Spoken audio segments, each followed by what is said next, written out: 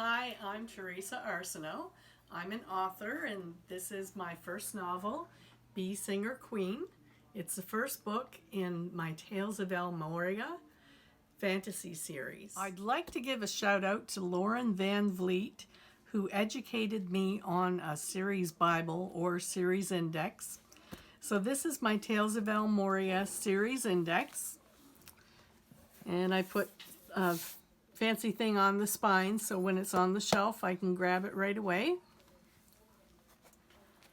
The series index is a way to keep track of all the things that come up in a series, especially when you have multiple books and it's written over years. It could take, I don't have that kind of a mind that I can remember everything. I don't think anybody really does. So this is a place to plan and a place to use as a reference. So I will go back to this again and again whenever I'm writing and I need to find a fact quickly. So this has got 8 different sections. Section 1 is goals. So in that I'll have timelines. So I give myself target dates for when I want to have my first draft finished, when I want to be starting the planning on the next novel, and my author bios. So I would have a little bio on the back cover. So I'll show you my back cover here. I've got a bio on the back here, and the second book I write is going to have a little bit different of a bio. So I want one for each book planned out so I don't have to try to scramble to do it at the last minute. And also blurbs. What you see on the back cover of a book, this is my blurb. Long ago, a gift was given to save a village. A giant hive surrendered its honey, infused with life-giving properties, to those who would sing with the bees. The bee singer women became prized possessions, fetching high dowry prices for their fathers, who often sold them to the highest bidders, until one woman seized control to become the bee singer queen. So that's what you would call a blurb or back leaf. There's been different names for it, but that's basically what it is. So you want to have something prepared for each of your books that you have. You're going to need that when you go to publish. There's a couple other areas in there: marketing goals, summaries. Section 2 is themes.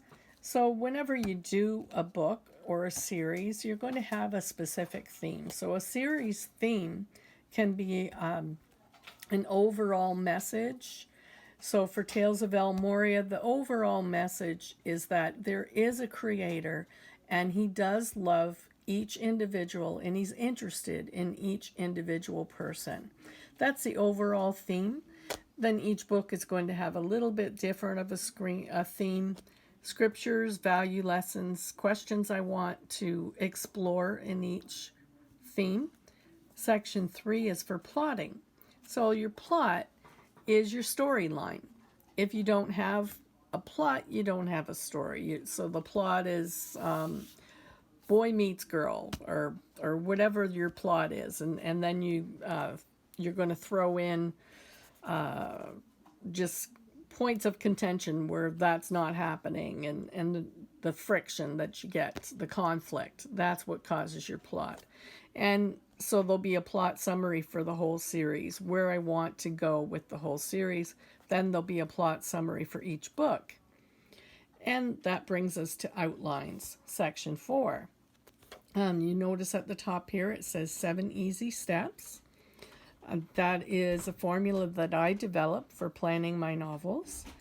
And that's something that I'll be referring to as I'm planning my outlines for each book. Again, I'm going to have a series outline, so where I'm going with the whole series, and then individual book lines.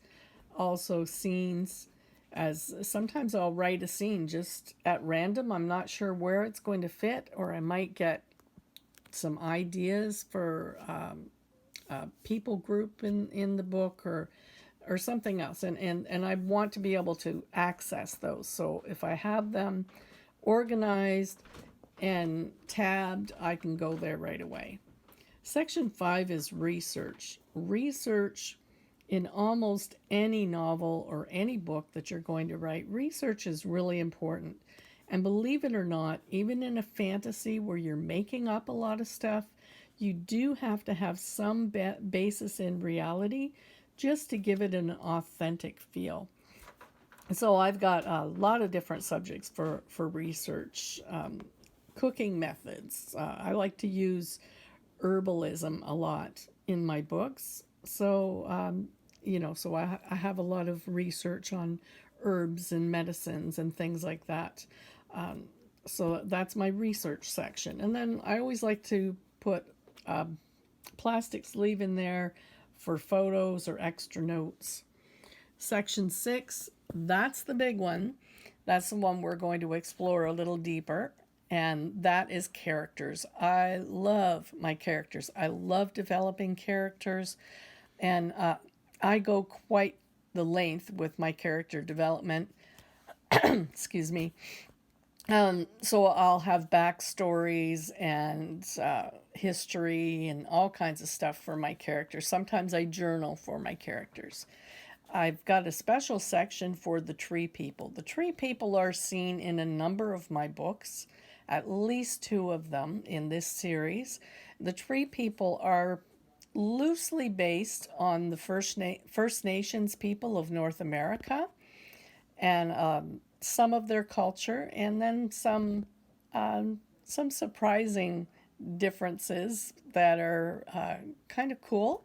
One thing I'll tell you about the tree people is when I was trying to decide what their skin color was, I came up with the idea that they would be somewhat like chameleon-like, and this is why they're called the tree people, because when they stand next to a tree or in front of a tree, they actually become invisible virtually because they have this chameleon type skin.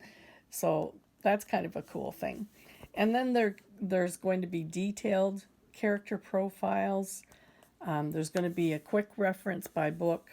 And I actually have notebooks that I can take out and I can just journal by hand for each character. I did that with Jondon. He's one of my characters, key supporting character in book 1.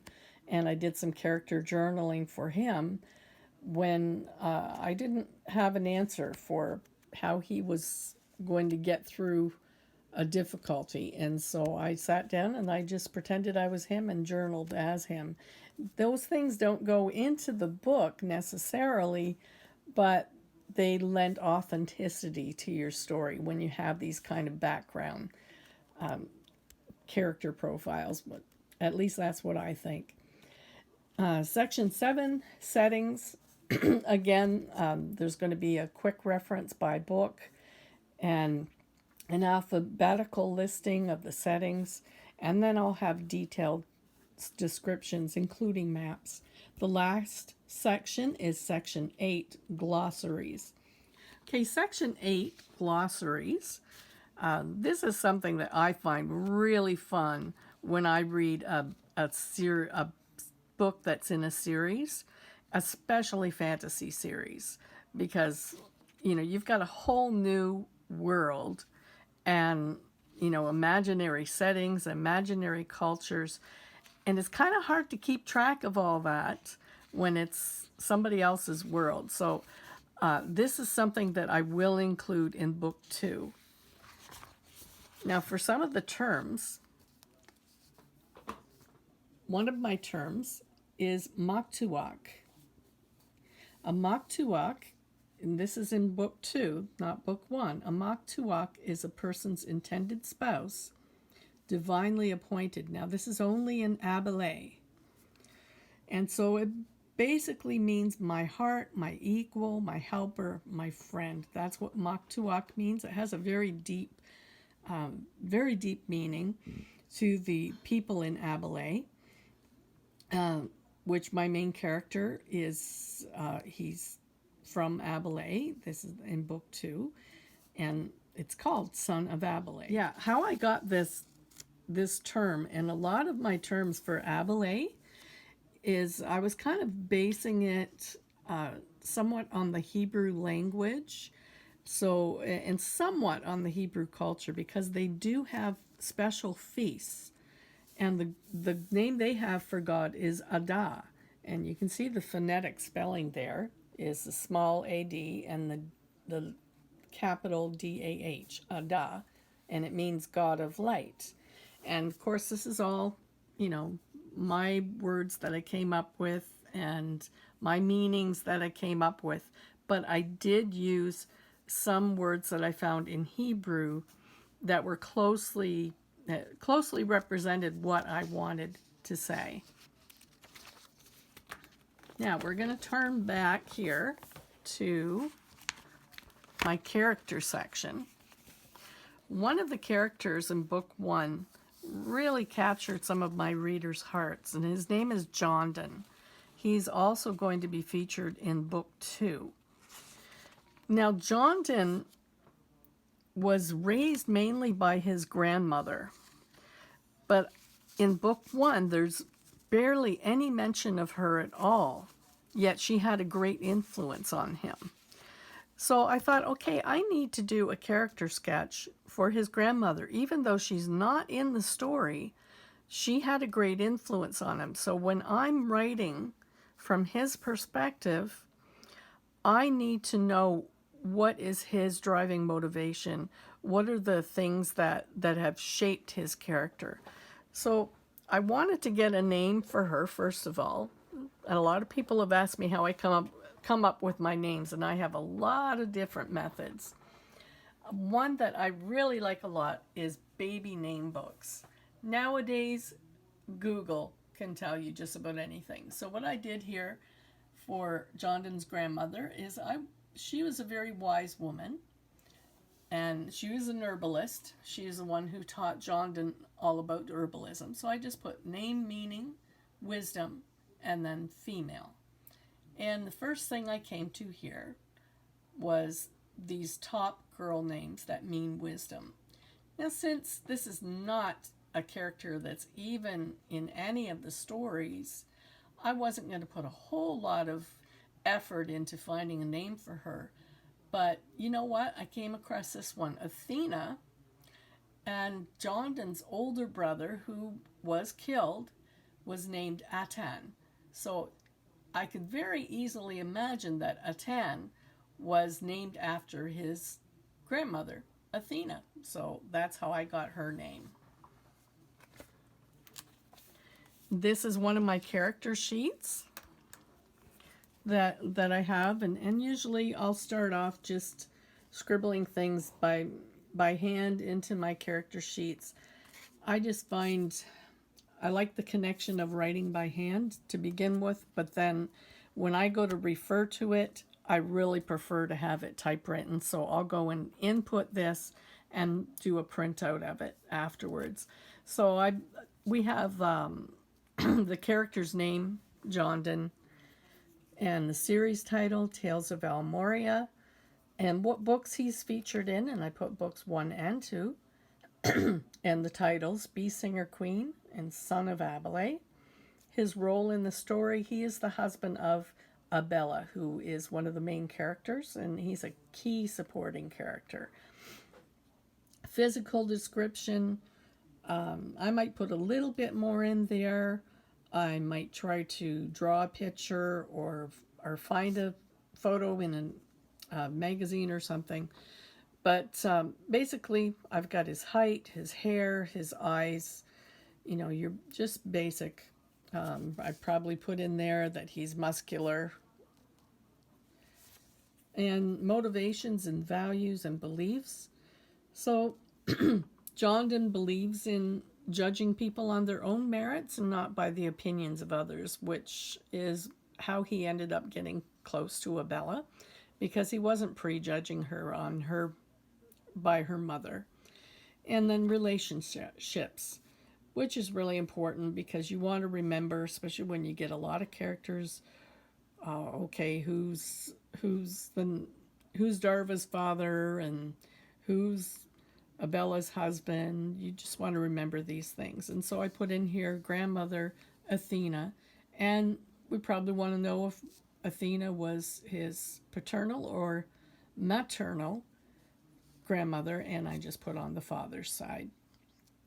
And home environment, place of origin, occupations and interests. He's an herbalist. He runs an apothecary shop. Daily life, basically what he does. And Jonathan, he's the one who takes care of his children. He does the cooking and cleaning. He's basically a house husband that works outside of the home because he also works at the apothecary shop and he harvests herbs from his mother's property and in the wild. So this is basically what his daily life looks like. And I haven't written his character arc yet for book 2. A character arc is the defining moment for that character. Now there's a character arc in book 1 that spills over into book 2, but it would be a spoiler alert for me to tell you that, so I'm not going to tell you. Thank you so much for listening to this video. If this was interesting to you, I'd sure like to hear about it. It might be kind of boring for some people, but for me, this is just wonderful. It's a wonderful tool. And again, a big shout out to Lauren Van Vliet for educating me about series Bibles. And thanks. See you again. Bye.